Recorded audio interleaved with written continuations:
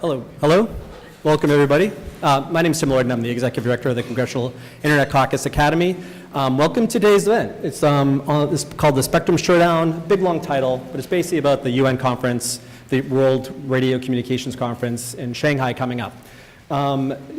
These events are hosted in conjunction with the Congressional Internet Caucus. The co-chairs of the Congressional Internet Caucus here on the House side are Congressman Michael McCall and Congresswoman Haley Stevens. On the Senate side, it's Senator John Thune. And so for today, we have a great panel of former officials and telecom experts to kind of go over this issue, what's coming up, how is this important to tech policy. And the moderator today is Ann Weaver. She's Executive Vice President with the Glen Echo Group, and I'll hand it off to her. Ann? Great. Thank you. Hi, everyone. Ann Weaver. Really excited to be here today. We have a wonky one, but I think we have the right folks to explain what we're doing. So I'm going to give some very quick who's who, and then I'm going to have our panel actually introduce themselves in slightly more detail and say where their expertise comes into play today. I'll go line by line. So Evan Swarztrauber, principal at CorePoint, previously at the FCC, worked for both then Chair Pai and then Commissioner Carr. Mary Brown is Executive Director of WifiForward and previously led public policy for Cisco. So she is our Wi-Fi guru on the panel. Ambassador Steve Lang is currently a senior advisor for Crest Advisors, but spent 30 years at the State Department. So we'll bring that expertise today.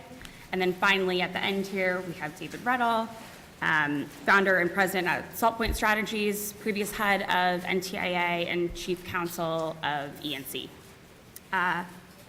So I'm going to have folks first go down the line. I've given this super high level of who the heck you are, but if you could share a little bit more detail and what you're bringing to today's conversation.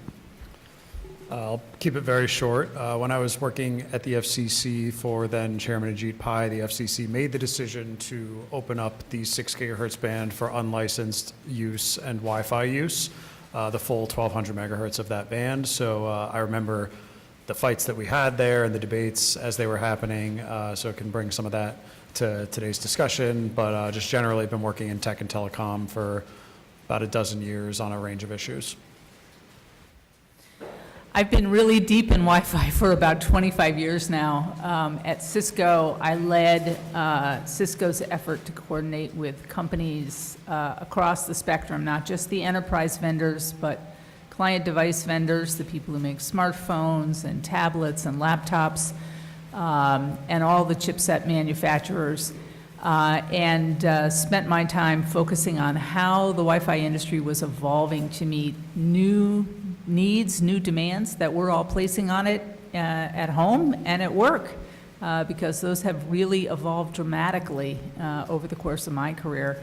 And today, as we sit here, we're in the midway into the transition to Wi-Fi 7, but already back in those engineering discussion rooms, Wi-Fi 8 is on its way to you in a few short years. So the things are always changing, and the best part of my job is I get to learn something new every day. So I did just finish a 30-year career at the State Department, and that really makes me sound old. But I spent the last 10 years or so of it focusing mostly on international tech policy, and my final role was as coordinator for U.S. international communications and information policy. And in that capacity, I led all of our engagement with the International Telecommunications Union, and that included leading our delegation in 2023 to the last World Radiocommunication Conference. David Redl, after a number of years working in the private sector as an attorney working on spectrum policy issues, I came to Capitol Hill, where I was chief counsel for the Energy and Commerce Committee's Communications and Technology Subcommittee.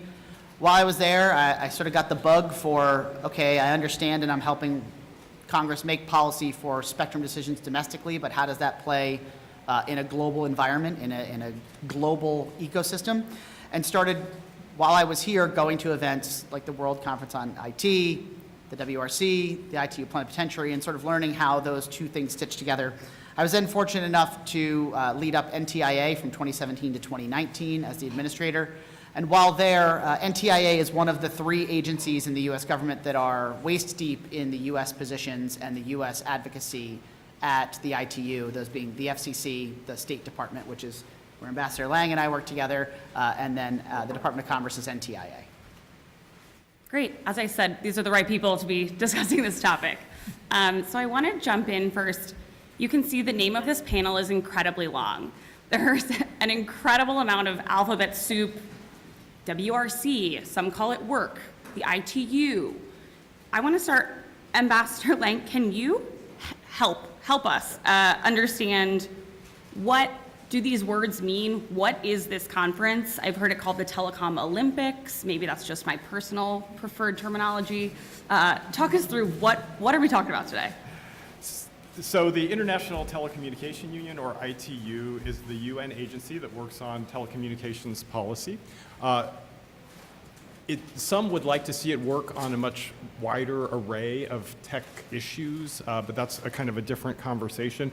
But it has a clear mandate for telecommunications issues, and that includes the international harmonization of radio frequency spectrum, which is what the World Radiocommunication Conference, or WRC, does every 3 to 4 years. It's one of 4 major conferences that the ITU hosts on a rolling sequence. So the last one took place in 2023, and the next one will take place in 2027.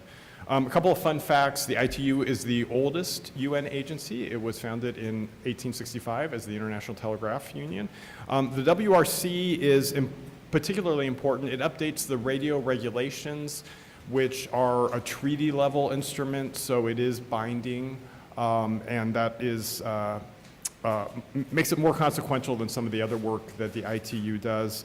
And then, in addition, another important characteristic of the ITU is that, unlike most UN agencies, private sector companies can join as sector members, and they can't vote, but they can participate in a lot of the discussions independently. That's helpful. So what is happening in Shanghai in 2027?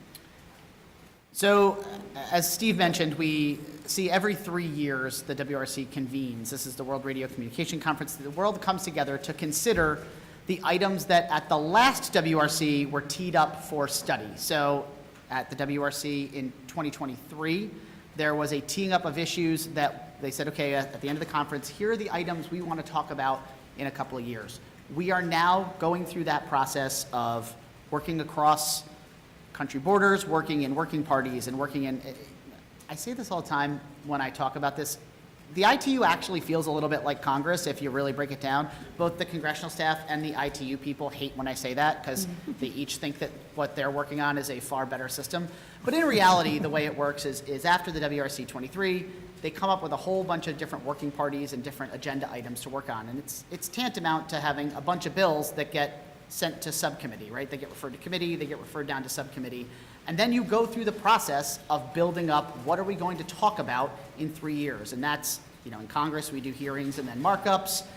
At the WRC, at the ITU, we do working parties and we do the conference preparatory meeting where they do a series of meetings over the course of those 3 years where you bring your perspective as a country to the conversation, you bring your studies to the conversation to try to figure out what the global position is going to be, all in anticipation of getting to the actual conference where decisions will be made over the course of 3 to 4 weeks, depending on the conference, on how the rest of the world is going to agree to these things. And if you think that getting something done in Congress is challenging because you have to get, in this chamber, you got to get to 218, the thing to remember about the ITU is rarely does the ITU vote on anything.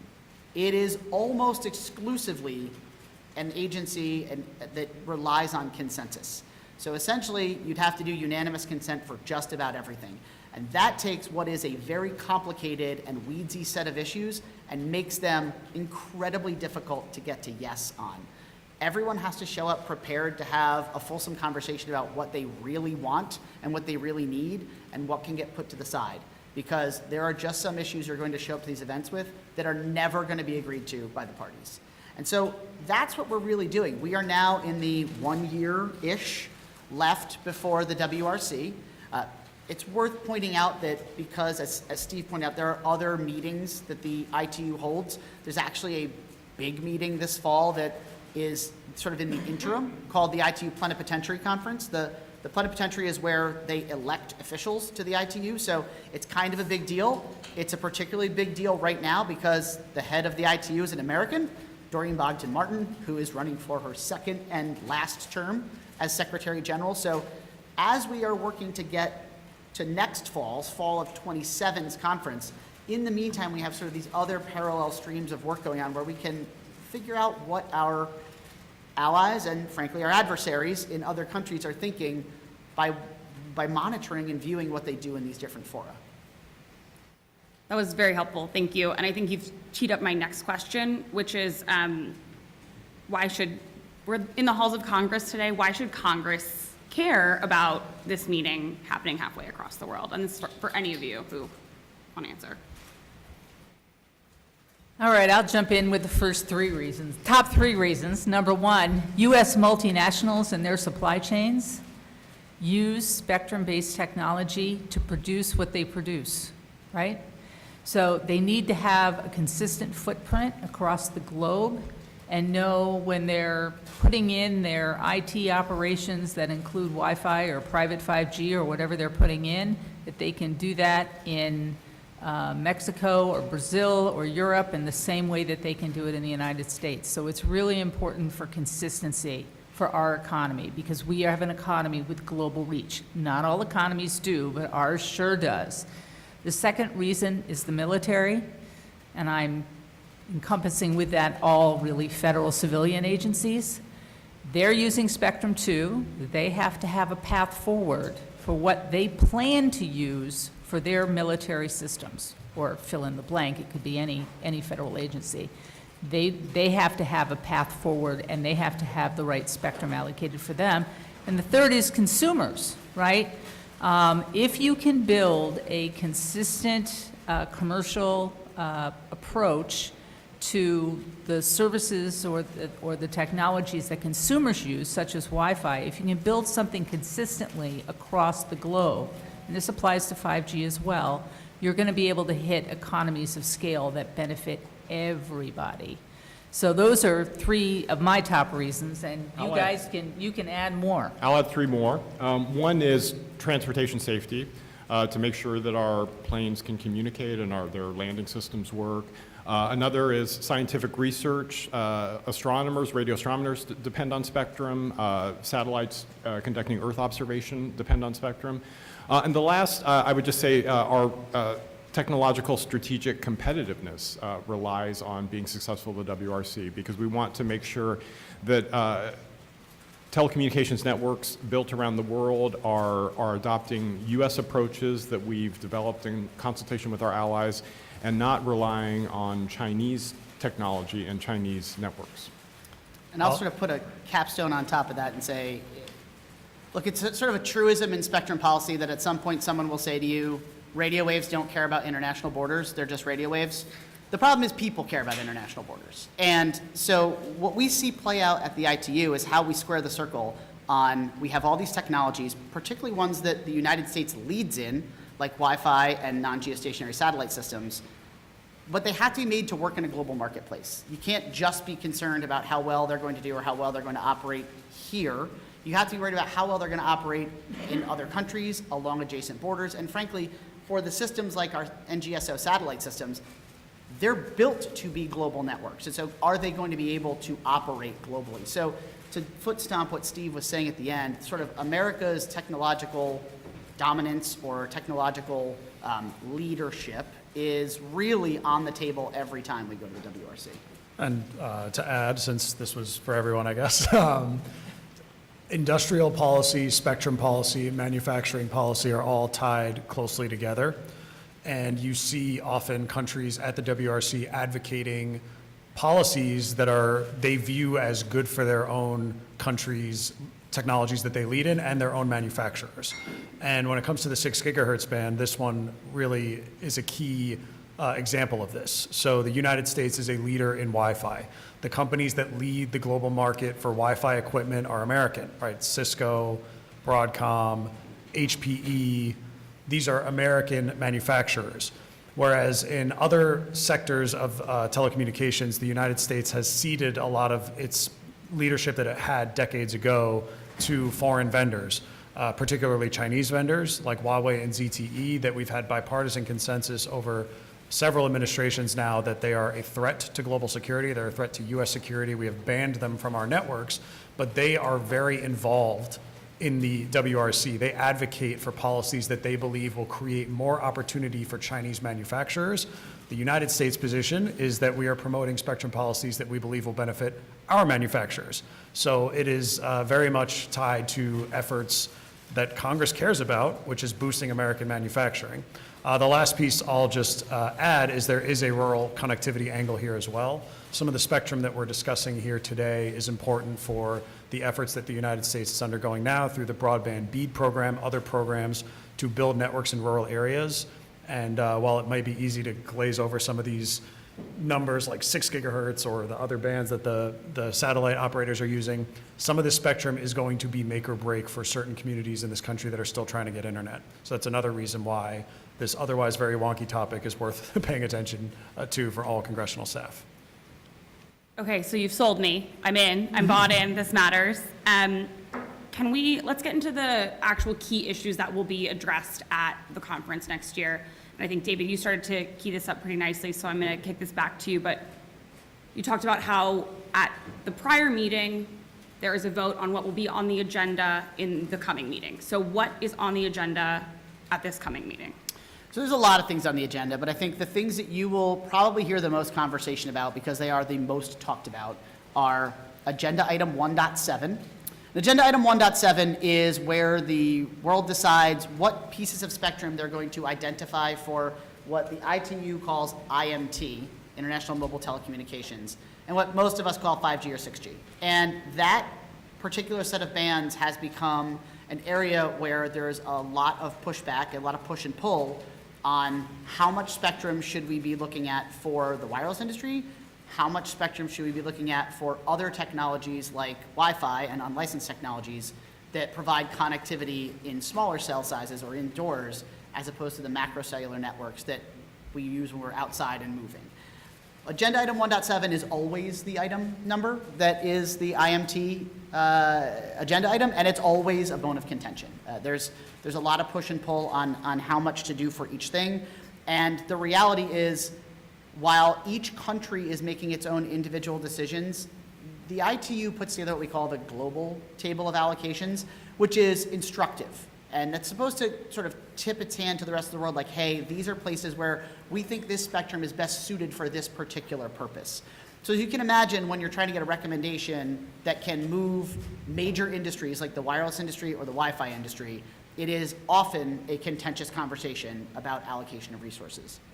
The other one that will be very highly teed up, and I think it's important for us to remember that while many of us get caught talking about IMT and Wi-Fi a lot, at bottom WRC, the vast majority of things that they deal with are about satellite. And one of the items that will be teed up, it was teed up in WRC 23 and unfortunately did not get decided there, it got moved to this agenda, is an item called EPFD. And while I could tell you what that is by reading it out to you, your eyes will glaze over and you don't want to talk about power level nonsense. But at bottom, what it boils down to is satellites operate at different altitudes. So you have non-geosynchronous satellites that are at a variety of altitudes above the Earth, and they move relative to the Earth in addition to, around. And then you have geosynchronous satellites, and geosynchronous satellites sit at a position above the Earth so that their rotation is the same orbital rotation as the Earth. So effectively, it looks like they're in the same spot in the sky all the time. Those are much higher than the ones that are below them, and they're transmitting through the shells of the other satellites. EPFD is the set of rules that have come up for how to protect different sets of satellites from different sets of emissions, to make sure everybody can sort of share the spectrum and share the environment as they're beaming radio waves back down to the Earth and up to satellites in space. The way the rules have been written to date, I think if you ask the non-geosynchronous satellite industry, which that's a lot of companies. Some you've heard of probably, Amazon Leo and Starlink are the two that are sort of the most sort of in the news at the moment, but there's a host of companies that you probably haven't heard of. They've been operating for decades and doing very well. Great American example is Iridium, who has been operating and continuing to put out services to our aviation industry and others. The rules, the way they're currently structured, frankly, are a little protective of the geosynchronous satellite guys. They were sort of up there first and have managed to get things to be a little bit on the protective side.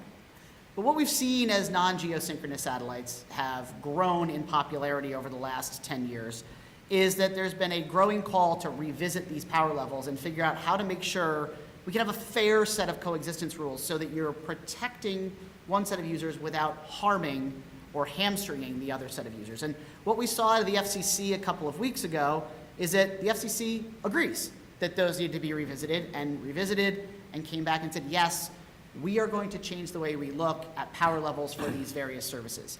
Now, that's really important for companies that are doing business in the United States. But because this is a global industry, that only matters when your satellite is over the United States beaming energy down into the United States. When you are anywhere else in your orbit, you are subject to the international rules, which will be what is debated at the ITU WRC next year. Are we going to make changes to those rules globally to rebalance the equities between geosynchronous and non-geosynchronous? That was super helpful. So that's the up here description of what the conference will be. I want to dive in issue by issue now. And I first want to start with 6 gigahertz, which in the United States is the band where Wi-Fi can now operate. And I'm going to start with Evan because Evan was at the FCC in the dead of COVID when that happened, if I'm remembering correctly. So can you walk us through the decision that happened at the commission in 2020 regarding 6 gigahertz? Yeah, so the FCC was looking at the 6 gigahertz band back in the first Trump administration under Chairman Ajit Pai. And what the FCC saw was that the bands that had been allocated to Wi-Fi, the 2.4 gigahertz band and parts of the 5 gigahertz band, they had become congested and that they were not going to be able to sustain the tremendous growth that we had seen in Wi-Fi traffic, and that has continued to this day, right? Wi-Fi is how 80 to 90% of cell phone traffic is done over Wi-Fi. Wi-Fi is how the vast majority of people are using the internet all the time in the United States, right? So of course it's important, and as we see these new use cases come on, whether it's augmented reality, et cetera, AI, that just increases demand for Wi-Fi. So the FCC was trying to make a forward-looking decision to say, how can we accommodate this tremendous growth that we're seeing? And there were essentially 2 proposals. One was to open the full band up for unlicensed, and when you hear unlicensed, it's, I'm oversimplifying, but usually unlicensed and Wi-Fi are used interchangeably in this context because Wi-Fi is the predominant unlicensed technology. So one proposal was full 1200 megahertz of the band, which is what the FCC did. The other proposal was to split it, do half for Wi-Fi, half for licensed cellular. The FCC affirmatively rejected the cellular proposal for a couple reasons. One, it would split up a band that would otherwise have benefits for being contiguous, meaning channels are next to each other. You can grow the equipment sector more easily. There's better scaling opportunities. But one of the key reasons was there are users of the 6 gigahertz band, legacy users, power companies, satellite earth stations, public safety entities. We're talking natural gas, oil, tens of thousands of links in this band that would either need to be moved somewhere else or somehow accommodated, and there was no viable proposal to accommodate that. So whereas Wi-Fi could coexist with those entities and would not require them, massive disruption of moving all these entities out of the band, the cellular license plan would have required all that disruption. So the FCC, if you go back and look at the 2020 order, there's very detailed sections on why they made that decision. The United States position ever since, the US government's position has been the 6 gigahertz band is a great band for Wi-Fi, and other countries should follow us for some of the reasons that I mentioned earlier. Our equipment manufacturers are dominant in Wi-Fi, so if other countries adopt this standard, it allows those equipment manufacturers to scale, which means cheaper equipment and ultimately lower prices for Wi-Fi equipment and broadband service writ large in the United States. So that is why we made the decision. There are interests in Washington that want the U.S. to reverse that decision. I think that would be a tremendous mistake for more details we can get into. But so far, the administration's position has remained that the 6 gigahertz band should be for unlicensed use. We have adopted the full 1200, and allies as well as South Korea, Brazil, Argentina, many have followed. China, no Wi-Fi in 6 gigahertz. China's position is the whole thing should be for cellular and for their state-run telecoms that we have banned here in the United States, and they want to create more surface area for Huawei to sell equipment, which we think is bad in the United States for obvious reasons, security reasons. So that's our position, and we are pushing other countries to follow suit. Many countries have adopted a partial 6 gigahertz for Wi-Fi, and we're pushing them to do the full thing. And frankly, Mary would have more of the details of that, so I'm happy to let her fill in the gaps. Yeah, let's have Mary pick up where Yeah. you left off. So the FCC makes the decision, the full band is open for unlicensed use. What happens next? Well, I can answer in one word. Boom. That's what happened. So as we sit here today, we have 114 countries that have opened the 6 gigahertz band, either in whole or in part. Many of the countries that follow the U.S. are here in our hemisphere, so North and South America. It's not complete yet. We're still working on that, but hope to achieve it. But we've gotten a significant part of the GDP of North and South America to open the full band. That's important from a manufacturer's perspective because if you are trying to manufacture equipment in the Wi-Fi context, Wi-Fi is a global business. You are dealing with hundreds of millions of devices that are rolling out of the manufacturing community every year. And you need to have your production is set up for that, your logistics are set up for that, your sales organization is set up for that. So it's important to have that consistency that I talked about. So in addition to the regulatory decisions, what we've seen is a rapid embrace of 6 gigahertz on the consumer side and the enterprise side because, as Evan said, the prior spectrum was congested, it wasn't getting the job done.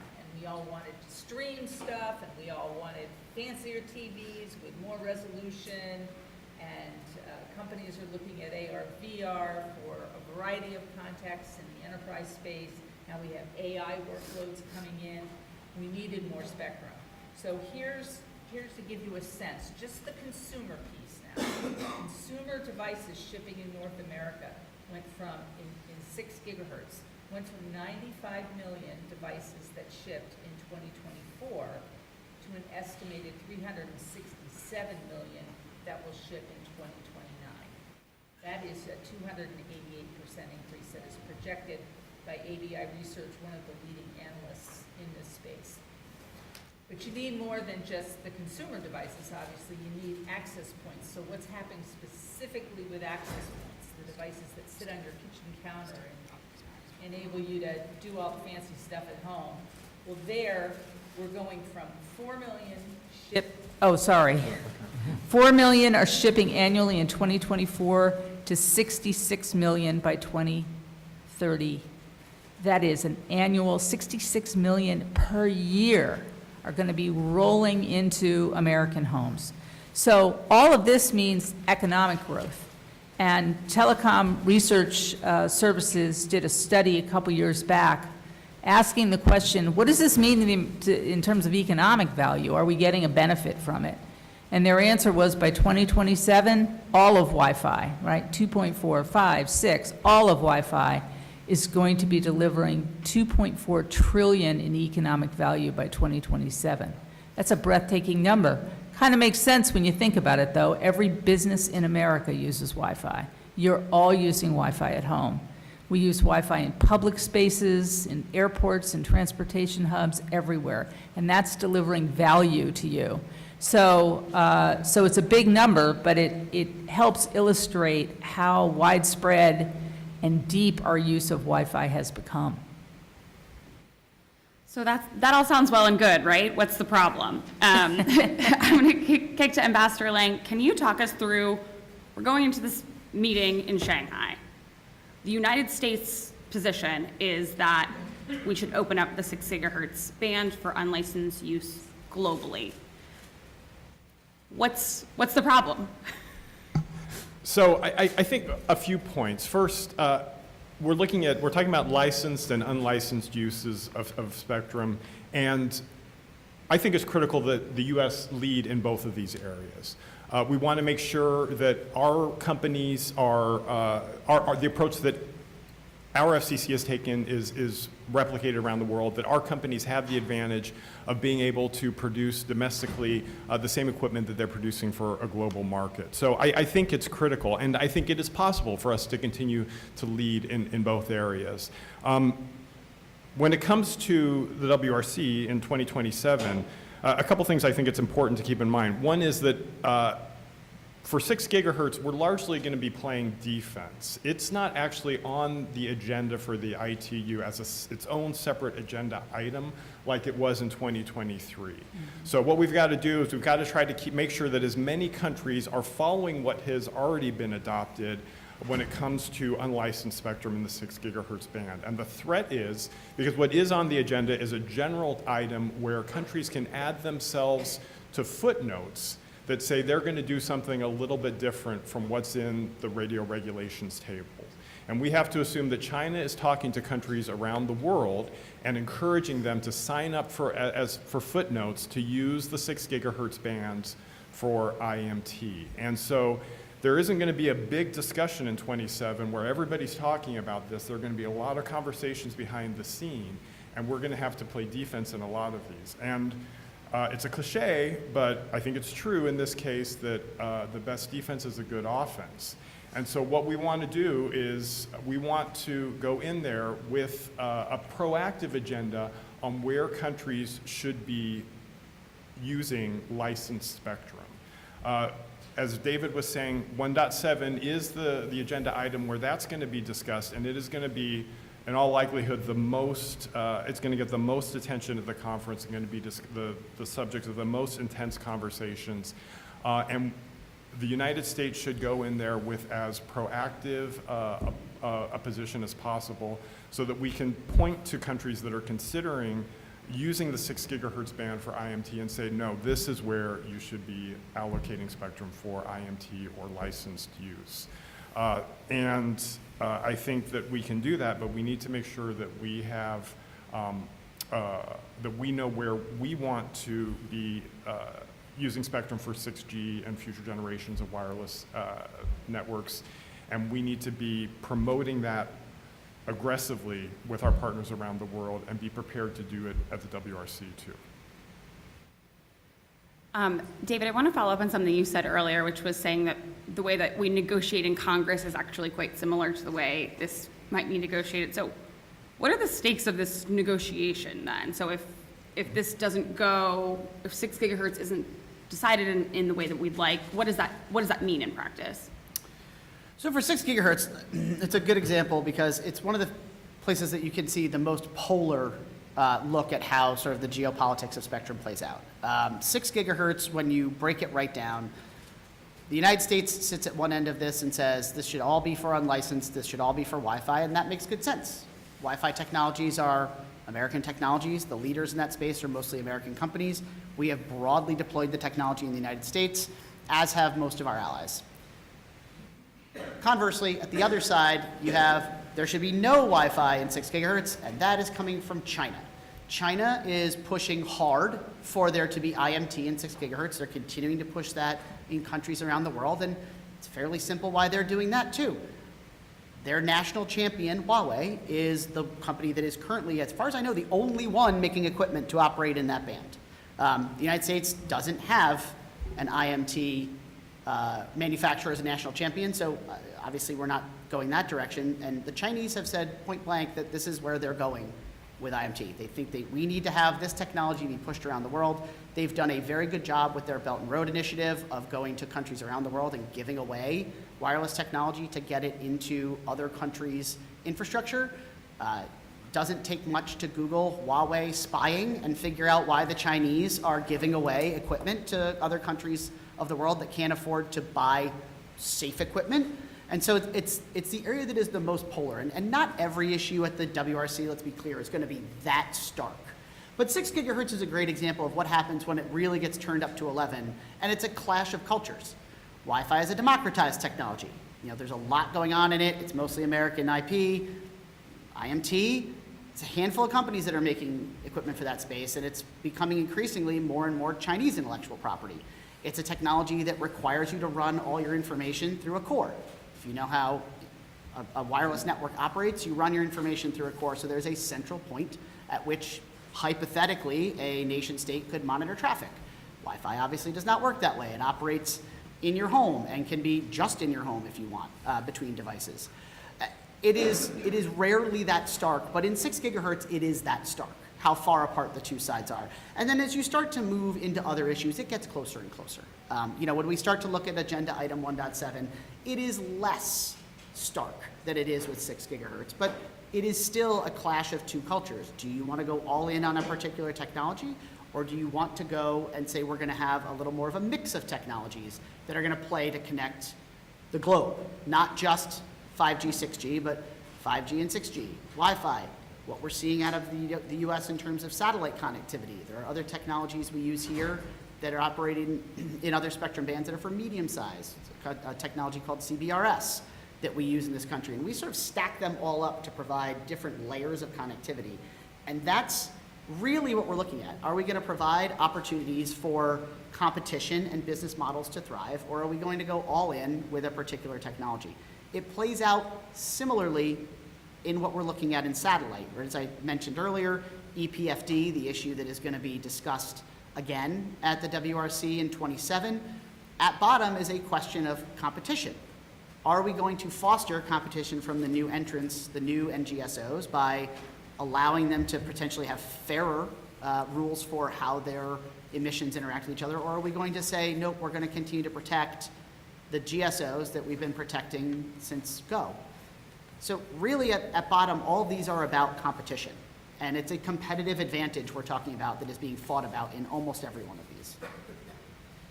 And I want to pick up on what you've just said there on EPFD and satellite issues. And this is probably the wonkiest issue that we'll talk about. So stick with us, okay? Steve, can you help us understand this specific power limits issue that was on the agenda in 23 and is again on the agenda in 27? Sure, although I think David did quite a good job of giving the general overview, but a couple things I would just elaborate on. So this, as David mentioned, you decide the topics for the next conference's agenda at the previous conference. In 2023, the United States wanted to have on the 2027 agenda this topic of EPFD limits and adjusting them. They had not been updated they were set 20 plus years ago. When this NGSO technology was much less widely used, and now we have an explosion of new NGSO constellations with thousands and hundreds of thousands of satellites coming online. We wanted that to be on the agenda. We did not succeed. We did succeed in having it included in an agenda item in the sense that the ITU would produce a report on the topic. But it is not on the agenda to make a decision. So that's going to be one challenge. The conference still has the ability to make a decision on that item because even if a topic is not on the agenda, a WRC can still update the radio regulations accordingly. It's basically the same as the germaneness rules in Congress. You can move forward. Okay, I don't know what as that long means. as it's in your jurisdiction. As long as it's in your jurisdiction, you can move forward on it. Yes. So there's still interest in having this topic, having a decision made on this topic, and there's still a lot of opposition to having a decision made on this topic. There are really good reasons for looking at it. Just the efficient use of spectrum and enabling this technology, which has so much potential to bridge the digital divide, to bring connectivity to some of the hardest to connect places in the world. And we've seen what it can do already with Starlink in many places. And with more constellations coming online, there's just that much more potential for innovation and competition in this space. But it's going to be an uphill battle because it's not on the agenda. So the U.S., if we want to see something happen, we need to be really proactive and working closely with partners around the world. And the FCC's action is a really good start in that direction. And to that end too, I think, David, you answered this, but can we just double down on, so what happened at the FCC's open meeting on April 30th surrounding this issue, and what does that mean for going into the meeting? Sure. So as I covered, right, the disparity between how we're going to protect different sets of constellations in orbit was what was on the docket. Whether or not we're going to review the relative power limits between the two so that there was more of an opportunity for the non-geosynchronous systems to compete with the geosynchronous systems. I'm not going to get further into the weeds on the power levels and how that works because your eyes will glaze over, but it's a very important step that the FCC took to say, we're going to review this, we're going to take a look at it, and we've decided that, as it turns out, in order to foster competition between these different systems, we need to make a change. That's important for us going forward because we are right now in the process in this country of coming up with our national positions. Called the National Committee process. The FCC and the NTIA run two different processes to essentially come up with what are our positions going to be going not only into the WRC, but there's a whole host of meetings in advance of the WRC that lead into it where you get a chance to make your position known, try to rally allies to your cause, see if you need to make changes to get people to support you, both in the global context, that's the ITU process, and then regionally in what we call the CTEL process. And I should know what CTEL stands for, but it's Spanish and I never remember what it is. But CTEL is essentially It's like EPFT. Yeah, exactly. CTEL is this region's set of countries, and that's all the countries of North and South America. And so throughout that process, we're going to try to hone our position. The FCC taking the action it took 2 weeks ago makes it pretty clear what the U.S. is driving towards as a position. It is as close as you get to having an established position for the country without saying this is an established position for the country. We still have to go through the internal U.S. government process where NTIA and state and FCC and our sector members, the companies that interact with the FCC and the agencies that interact with NTIA, will all coordinate to make sure that this position is in fact something that promotes the interests of the United States. But the FCC already went through a mini version of that process before they adopted those rules. So it's a pretty clear indication that that is the direction this country is headed, both in CTEL and in the global perspective. Can I just add a couple more points? Well, first of all, I just should disclose that I do work with NGSO companies on this topic.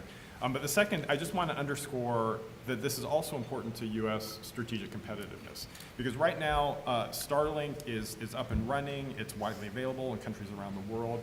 Amazon anticipates having its network available by the end of this year. I don't remember the exact timing. Right now, the U.S. has a substantial lead on China in this technology. China has two similar constellations, Guowang and Qianfan, that they are racing to launch as well, and they are promoting them with partners around the world. For the U.S. to have a first mover advantage on this over China, I think is critical to our national interests, because I think it would be there would be a lot of consequences if third countries are relying on China for their internet service through satellite networks. And that is a great segue. I want to talk more about the geopolitical implications of this meeting, and I want to start with, we've sort of been dancing around it, but the meeting is in China. The meeting is in Shanghai in 2027, and I want to start with you, Ambassador Lang, on this, since you have been to these meetings before, but what does that actually look like on the ground? What are the implications? Can folks bring do they have to get special phones to go? Like, what are the day-to-day implications of the fact that this is physically located in China? Yeah, it's not good. And I was leading our delegation to the ITU Council when the decision was made. So I think it's possible that I lost more sleep than anybody else trying to figure out how we could stop this from happening.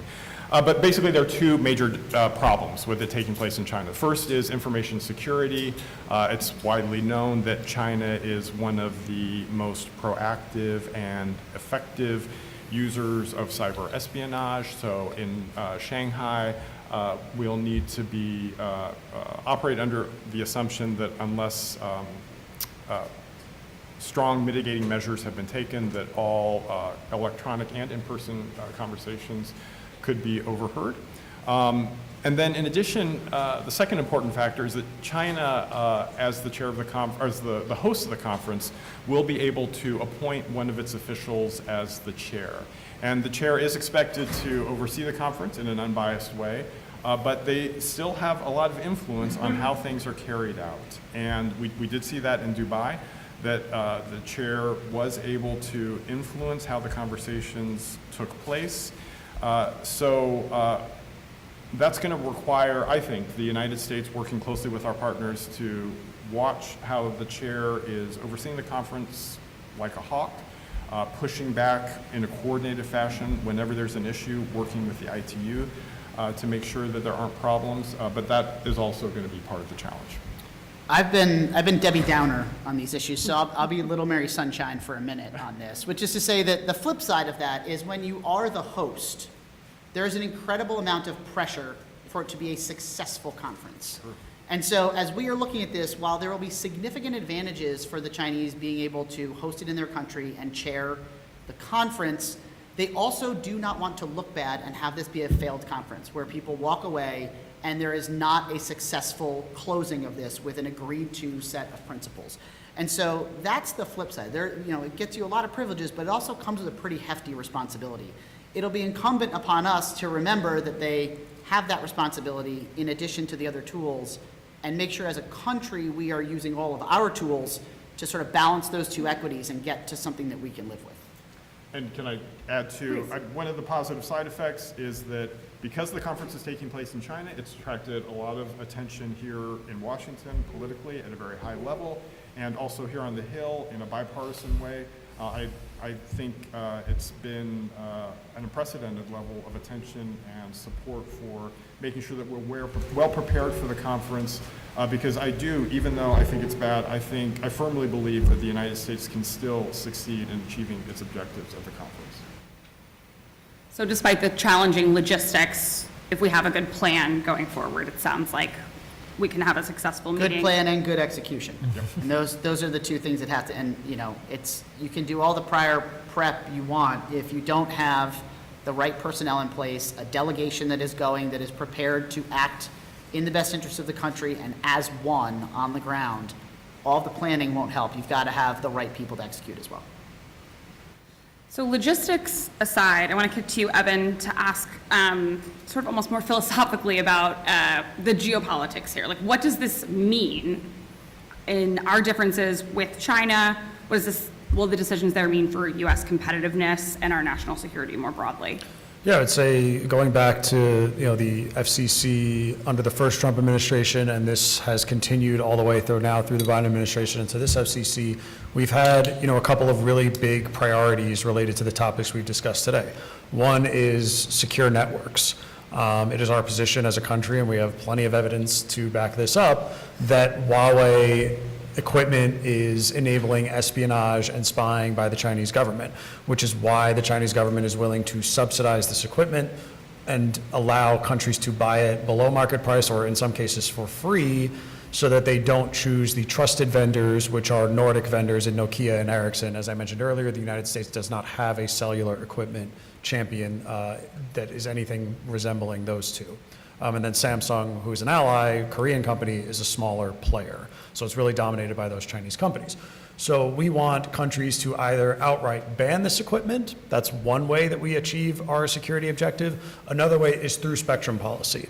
Even if there are some countries that are just not going to outright ban that equipment. The ones that do, by default, they end up having to buy from allied countries in Ericsson and Nokia, which is a fine outcome.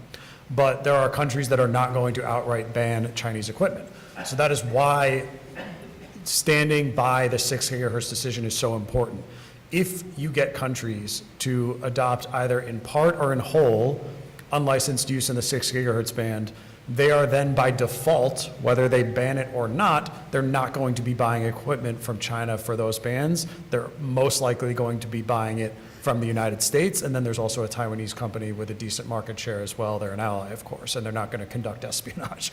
So those are kind of the two geopolitical goals I see that are directly related to spectrum policy in trying to get countries to outright ban this equipment, but also using spectrum policy to steer countries towards our own manufacturers and away from manufacturers that are part of China's Belt and Road Initiative and using equipment to try to spy and conduct espionage. And Mary, I want to ask you basically the same question as the US and China sort of line up on every single item that we've discussed on different sides of the coin here. Like, do the United States and China have fundamentally different philosophies around spectrum policy? Absolutely. I mean, as Evan and David, I think both have mentioned, maybe Steve too, this telecom policy and spectrum policy questions, these are adjuncts to their Belt and Road Initiative to try to extend their economic tentacles into the economies of other nations. And they've been pretty successful at it. I mean, we've already seen small economies in South Asia, like Laos and the Maldives and Cambodia. China went to them and said, you will put IMT in 6 gigahertz. And they said, yes, we will. We've also seen countries where China has asserted its economic force, where the country has a little more heft and can say, well, I'm gonna adopt a policy of appeasement. I'm gonna let you win in upper 6 gigahertz and put your IMT network up there, and I'm gonna push back on something else that you want me to do over there. So we see a little bit of appeasement going on as well. The US companies that have been on the ground trying to push for spectrum for Wi-Fi over the past 6 years have seen again and again the strength of China's reach. When they can call the prime minister and say, this is what we want your telecom minister to do, and the prime minister does it. I mean, that is hard for US companies to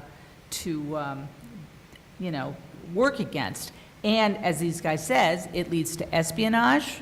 If they build those networks, it leads to Chinese espionage. It also can lead to economic disruption. So that's why the US has worked so hard to say, if you're a country out there and you're thinking about building a 5G or a 4G or a 6G network, hey, think twice before you go with Huawei, because it could not be good for you long term. We've been very aggressive about that, although not always successful with that argument. We just have a few minutes left, but I want to ask now, so we've heard the stakes are high, there's much to do. Ambassador Lang, could you talk us through what does the US need to do, now we know this information, what does the delegation need to do to shore up its positions and move forward in the next, 19 months? Yeah, a few things. First of all, it would be great for our leadership to identify who the head of delegation will be for the WRC as soon as possible. Then we want to make sure that, in general, our preparation process is accelerated and moving as quickly as it can to develop our positions, and that's important so that we can then begin to promote them diplomatically with our partners overseas, globally, and that should involve all of the U.S. agencies that are involved in the WRC in the preparatory process, working together, engaging with their counterparts. It should involve our embassies overseas as well. We should think creatively about tools we can use like capacity building or maybe hosting a Spectrum Summit in the United States ahead of time to bring partners here.